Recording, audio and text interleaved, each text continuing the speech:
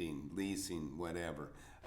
It's a fantastic lifestyle as a real estate investor, and I'm hoping more and more people can enjoy the same lifestyle that I have, and because it's just a lot of fun. So, and it's not hard. It's not hard. And that's what I try to convince people of, and make sure that they understand that better than anything. So we're going to go over to the whiteboard, and we're going to talk. We'll elaborate on some of this stuff we had yesterday. So bear with me here. I'm in the studio, and we're kind of dialing things in still. Okay, so this is the board from yesterday. And let's... All right, John, glad you're here. Well, I'm going to start doing this in the morning, John. And I'm glad I'm doing this live because that way we can talk about stuff. So any questions you got or ideas you want to throw around, we can do that here. But first I'm going to elaborate on some of the points from this video yesterday. So this really simplifies it, okay? This brings it down and makes it pretty simple. Maybe, I don't think you can make it too simple, to be honest, because really I don't care how complicated, it could be a multi-million-dollar deal. This is basically how it all goes. Buyer, seller, sales amount, deposit, make sure people are serious, whether you're selling or buying. You gotta let them know you're serious, and you do that with a deposit. Your terms, you can screw around with those. If you stretch them too long, you don't look so serious, it could weaken your prospect, and they may not wanna sign with you.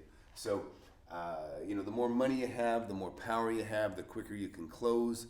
These are all very important things. And I'm going to talk to you a little bit about title insurance too. So let's just talk about, let me get rid of some of this junk here.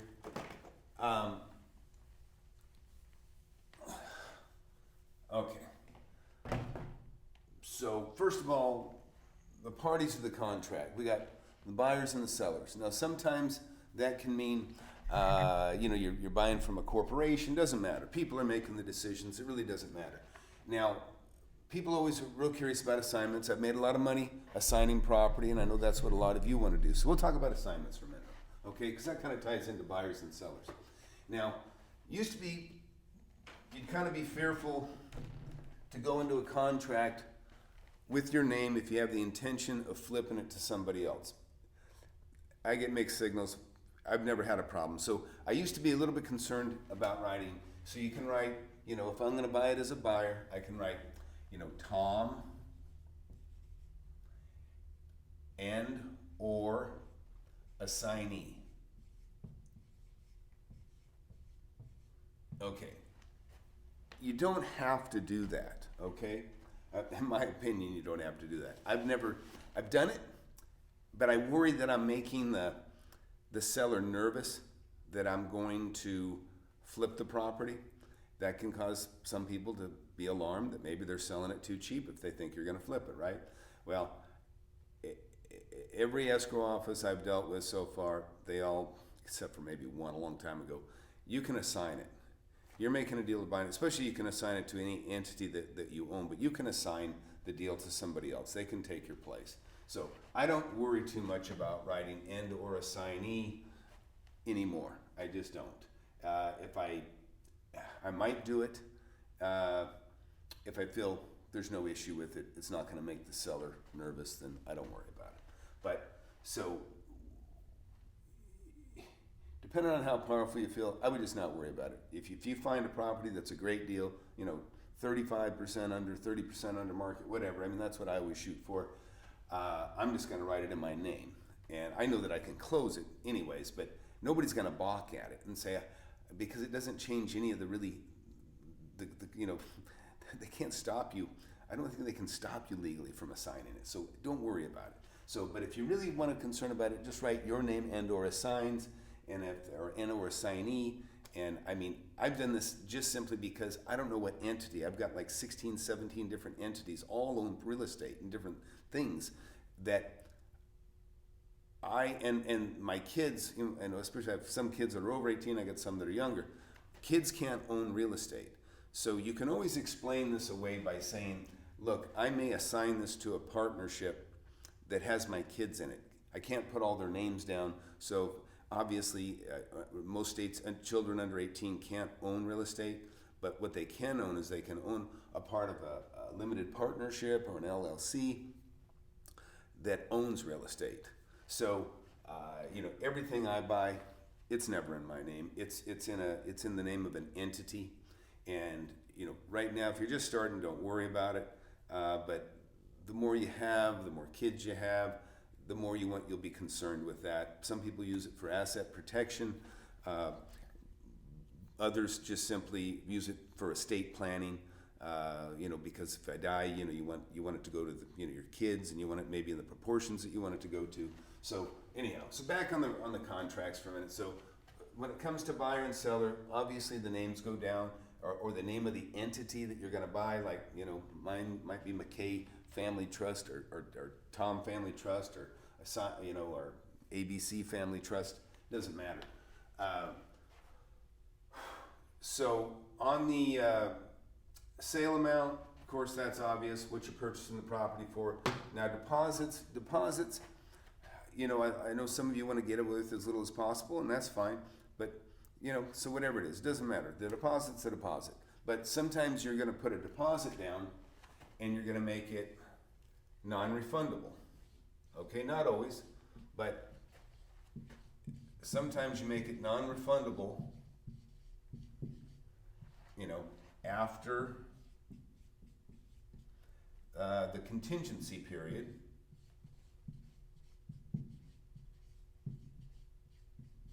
Okay, now the contingency period, in other words, when you buy a property, you'll say, I'm going to close it in 30 days or 60 days, but you'll have say a 15-day contingency period where you can change your mind, back out, and usually you want to put down a reason, like if the property is not up to your expectations, or maybe if you have 15 days to make yourself satisfied with the property. It could even be the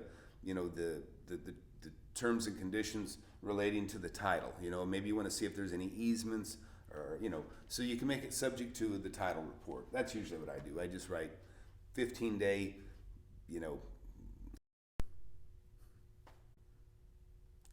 sorry, I don't know why we got calls interrupted, but a 15-year contingency period based on my acceptance of the properties, or you can say based on seller's acceptance of all conditions relating to the property, and that could include the title report and everything else. So in other words, so you want to set up your deposit. Whatever you get away with putting down, that's fine. But it's usually you're going to have to say that you've got a 15. Nobody wants you to have the whole amount of the time. If you got a 60-day escrow, they don't want to give you 60 days to back out. They're going to give you 10 days to satisfy yourself with it, and then that point your deposit should be non-refundable. That's how I set it up. But it's also my way of letting people know that I'm going to close the deal and I'm serious about the money that I put up. Sometimes I put way bigger deposit than I need to just let them know that, look, we're going to close this deal, we're going to make this happen. And it's all part of getting them to sign the deal. So your deposit oftentimes is going to be non-refundable. Don't worry about that. Just if you can't close it, then you better back out before that contingency period's up to get your deposit back. The terms are you can be as creative as you want. I talk about terms. Terms are important, especially if you're just starting out and you're trying to, make the most with what you got. My first property I bought when I was 19 years old, I got a 6-month escrow. I put maybe, I don't know, I can't remember. Maybe I put $500 down. That's probably what I put down. Maybe I put $1,000 down, let's say. It wasn't more than that for sure. With a 6-month escrow. And so my 1,000 probably became non-refundable immediately or within 10, 15 days. But I had a 6-month escrow with the rights in the terms. I wrote, buyer has the right to move into property prior to close. So that gave me 6 months rent free, gave me 6 months to save the $10,000 that I needed to be the down payment. There's so many lessons on my first property for everybody here, because I bought it when I was 19. I bought it owner financed, and I bought it with a 6-month escrow, which gave me time to save the down payment. And another lesson that came years later is when I refinanced it, I had to use a title company. I had to actually file a claim on a title insurance company, which I don't know anybody that ever's done that except me, to be honest. I'm sure it's happened before, but everybody buys title insurance and they feel like it's waste because nothing ever happens. My very first property, I actually had to file a claim, and they ended up having to take care of things. So On terms, the terms, again, can be as creative as you want. You know, they can be, you know, it just kind of depends on, this is the beauty of real estate, and I talk about it all the time, and why I've been able to make so much money, is there are no rules. The rules are whatever you and the seller agree to, okay? The buyer and seller, they can agree to any kind of crazy terms, okay? And sometimes crazy terms are needed to accommodate one or the other, just how it is. You know, some people don't, they'll enter a deal with you, a long escrow, because, and they know you're gonna close, but they might make it so that you can't close until they designate a property that they wanna buy first, because they plan on taking your money and rolling it into something else. And when you do a 1031 exchange, which we'll get into those too, I've done a lot of deals where I've sold properties and then I roll them into something else and defer the taxes. I never get to touch the money. It just, that purchase gets rolled into buying another property, or that sale, I should say, those proceeds roll into another property to buy. So exchanges are important. That may not, I don't know what you got going over there in the UK in regard to tax deferred exchanges, John, but that's a very common thing here in the USA. Call them 1031 exchanges, or just, you know, accommodator, you know, deals where you have an accommodator that basically they hold your money and then they transfer it. It's kind of a silly process, but that's how it works. Closing date, you know, closing date here, you're gonna set the date that you're gonna close. You know, it's all part of the general terms in general. And the closing date, there's a good lesson here in closing date. I had a guy that I sold the property to, and he had 90 days to close it. He had 90 days. This is somebody I'd done business with many times before. Well, he burned me for $10,000 on a separate deal. And so, but he was one of these guys that just closes on the very last day. He'll close, he was a closer, but he always closes on the very last day. Well, so me and him on another deal, I trusted him, and he burned me for $10,000 on a verbal deal. So what happened was I think we had a 3-month, we had a 90-day, deal, okay? So we had, on that closing date, the closing date was 90 days from date of the signatures, okay? And this was, just say it was falling on the 15th of a month, okay? Well, there was January, no, there wasn't January, probably started in March, I think, March,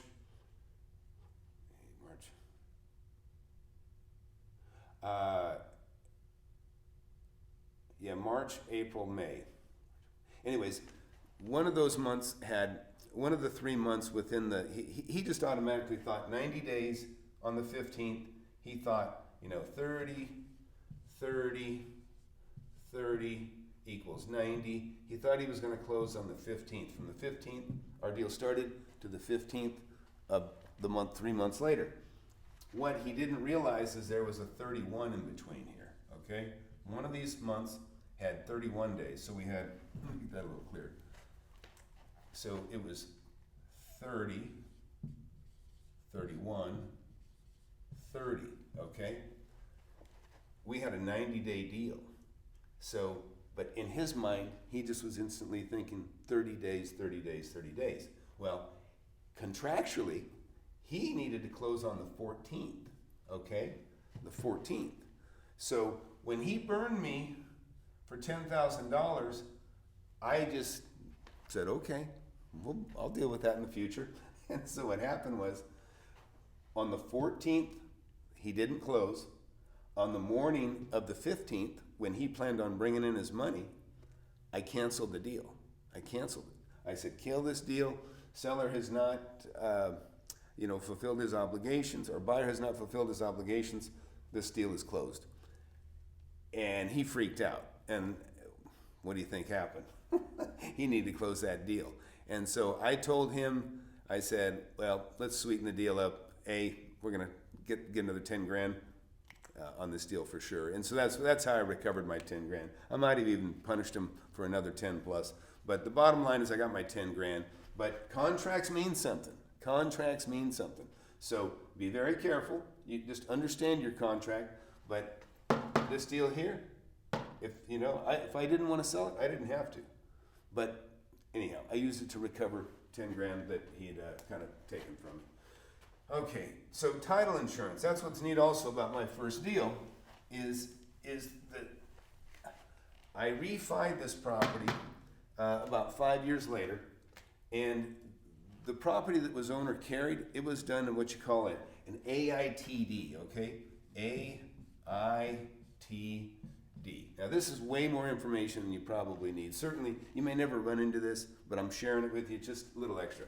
And so AITD means all inclusive trust deed. So an AITD, an all-inclusive trust deed, also known as a wraparound. Okay, so what that means is when you wrap notes, which is mostly, you can't do it anymore because when you have a note, okay, let's say this is a note and it's worth $10,000. This is what's owed on the property. 10 and 20, this is the first, this is the second, and then maybe there's even a third, okay? So these used to be written as such that you could sell your property and somebody could just assume them. These notes are assumable unless there's an alienation clause, okay? And so if there's not an alienation clause or a due on sale clause, so remember this, due on sale, okay?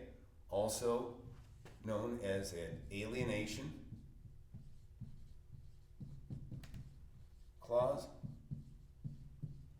which is basically alienating somebody from assuming your note, okay? So what happens is, what they did with this AITD is they wrapped, we call it wrap because you're kind of wrapping them, right? Well, on mine, there was 5 notes, there was like 5 notes. And so I bought this, I was paying the buyer on my first kind of trust deed. It was like a first trust deed wrapped around 5 others. And when I went to refi it, the title company was dispersing the money to these 5 individuals. Well, it was like these guys down here, what they did is they gave this guy 0, because there were so many. It's unusual to have so many people owed. And they gave this guy 30. So this guy got plus 10,000 more than he should have. This guy got a big 0. And so what happened was, a few months after I refied this and everybody got paid off, I find my name in the local newspaper that I'm in foreclosure because this guy started to foreclose on me because he didn't get his money. So I called him, he said, hey man, I didn't get my money. I said, okay, well, I'll call the bank and figure out what's wrong. Well, I found out what was happening was this guy got overpaid. I called him and I said, he goes, man, I'm going to keep the money. He goes, I'm not going to give it. He was very upfront. I appreciate him for that. But he said, I ain't giving the money up. He said, so talk to somebody else. And so I did. I talked to the title company. And I said, look, I'm filing a claim. I said, I want my money. I said, you need to pay this guy off. I said, I'm in foreclosure. It's damaging my reputation as a businessman in town. I was probably 23 years old. And they sent a courier out there that night and gave him a check for the funds and signed him off. And I was no longer in foreclosure. So title insurance, you know what? You got to have it. You got to have it. I mean, a lot of people, you feel like you don't need it, but you got to have it sometimes. You just got to have it. Surveys. Okay, look, a survey, if you're in a tract of homes, we're going to talk about surveys for a little bit. Let's get rid of this. Okay. Most, if you're dealing with just homes, most properties within a town, I mean, it's like this. It's a dang grid, right? That's what it's like. And it's a shame that you are forced to have to identify the corners of a property that already has a fence between them all. And guess what? That pin is right next to one of those corners almost every single time back here. So you can get the distance between these 2 pins, come back here, you can find these 2 pins. But some lenders require a survey. They want to make sure there's not some sort of crazy easement, cutting through that damages the value of the property. And it's fair. I mean, if you're going to loan money, it's fair. But, if you got owner financed or if you're paying cash, you can waive a survey because nobody can demand that you get one. It's totally up to you. Unless you have a bank, sometimes they'll accept an older survey. So you don't always have to get a survey because they'll accept one that's less than a year old. And they might have one that's less than a year old because they might require it if somebody borrowed money on their property. So survey's just going to identify these pins. Now listen, I've had properties that probably had, 100 pins. I had one that kind of stair-stepped like this. And pin, pin, pin, pin, pin, pin, pin, pin, pin. And this was part of a much bigger property. This is like 100 acres.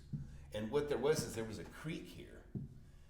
And I don't know why they didn't just go pin to pin, but they did it like this. And, it was a great day for the surveyors to identify all that stuff, and it made it for an expensive survey. But the bottom line is, sometimes you don't need a survey. Sometimes you probably really need a survey, if you really want to know where your property is. And if you look at the lake property that I bought, the lake house deal, I bought that without a survey, and I had to figure out where I found the well, but I didn't know if the well was on my property or not. And I got really concerned, but I went down and I actually found the pins and I measured off, and I do that in my video, one of my videos earlier on the lake house. And, to my relief, I was a little bit concerned for a while there, but I found out, okay, good. The well is on my property.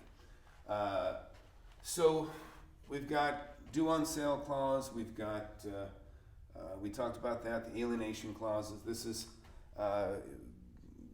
why you can't assume most loans today is because of that.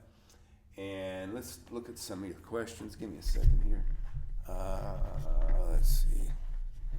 1 second.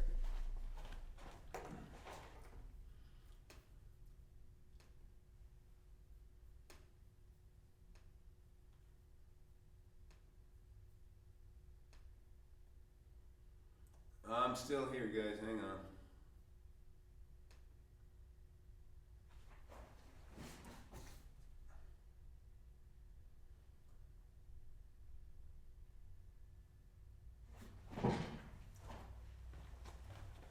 All right, yeah, I'll take you with me here.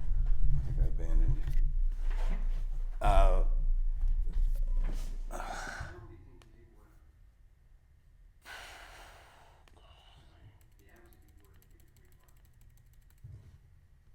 Yeah, even I can't avoid the monetization on these videos. So what I'm doing is I'm trying to break out the chat package here so I can see your guys' questions that you've already written.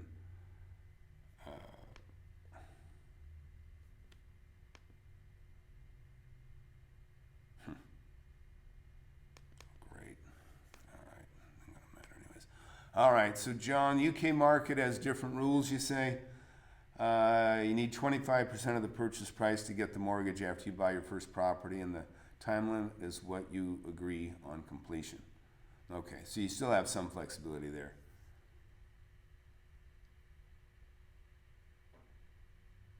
Well, can you show the property? If the property's empty, Zaire, his question was, can you show a property to someone that you're assigning it? Yeah, I mean, because generally when you're buying a property, when you're buying a property, you have the right to inspect it. So you can certainly bring someone over there and just look at it as part of your inspection period, And so you can go back over and you can show the property to whomever you want to assign it to, because usually you have the right to go look at the property because you're buying it, right? So that shouldn't be an issue. Okay. Anyways. Anybody got any other questions? All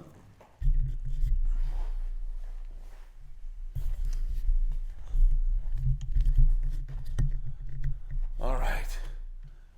Sorry, guys. It's a one-man studio here right now, so that's kind of how it always is. Anyways, so pretty much that's it. I just want to expand on some of this stuff. The other thing I just realized we need to talk about is when you're gonna buy, if you're gonna buy like a multi-family unit, if you're gonna buy apartments, or if you're gonna buy a strip center, maybe there's, you might buy an apartment building that's got 30 tenants in it. You might buy or 2 tenants if it's a duplex or whatever. So what happens there is when you have a tenants, okay, a multi-unit building. Now that could be commercial, that could be it could be an apartment building. It doesn't really matter. But what's going to happen there is that you're going to do what we call prorations. I'll put that down here as number 8. Prorations.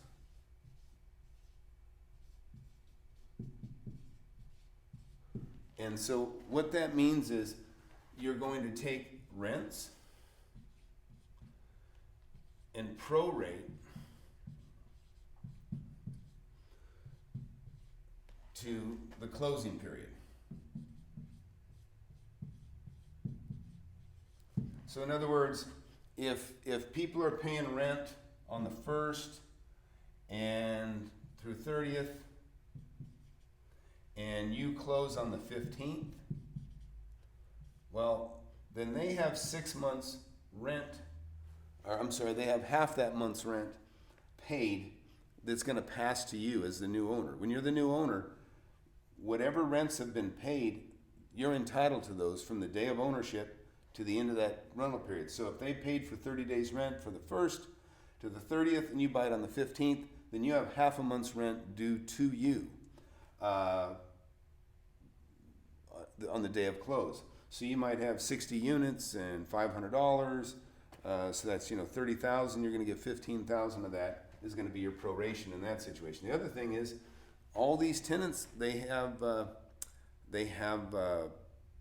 deposits, right? Cleaning deposits, that sort of thing. So you need to add up all the deposits, because the deposits are going to pass through also. So when you buy a building, you want to get prorated rents, okay? When there's tenants, you also want the deposits. And so you're going to examine the leases. When you buy a property that's already leased or that's a multi-tenant, you get all the leases. You read them all, and of course you want to make sure people are current and that sort of thing. But the bottom line is, you want to add up all those deposits and make sure that you get a credit for that on closing, and you want to also look at prorated rents, because you're going to get a credit for that as well. So and this could be tens, hundreds of thousands, depending on how big a property you're buying. But so very important. Always remember that if you got to look at those leases, and you got to get the tenants' deposits, because you'll be on the hook to pay them back. If the tenant moves out later on, they're going to say, "Hey, I need my cleaning deposit," or they call you to say, "I want to know what it is," and you'll be going, "Oh, geez, I forgot about that." Now you're on the hook for it. So be careful with that. I think, guys, I pretty much covered it. If there's any questions or comments, the next time I do a live broadcast, you can ask me questions about this, or you can comment below, and I'll certainly take a look and do what I can. And anyways, I think that covers it for today. So unless anybody's got a question, you go ahead. I'll certainly address it now if you do.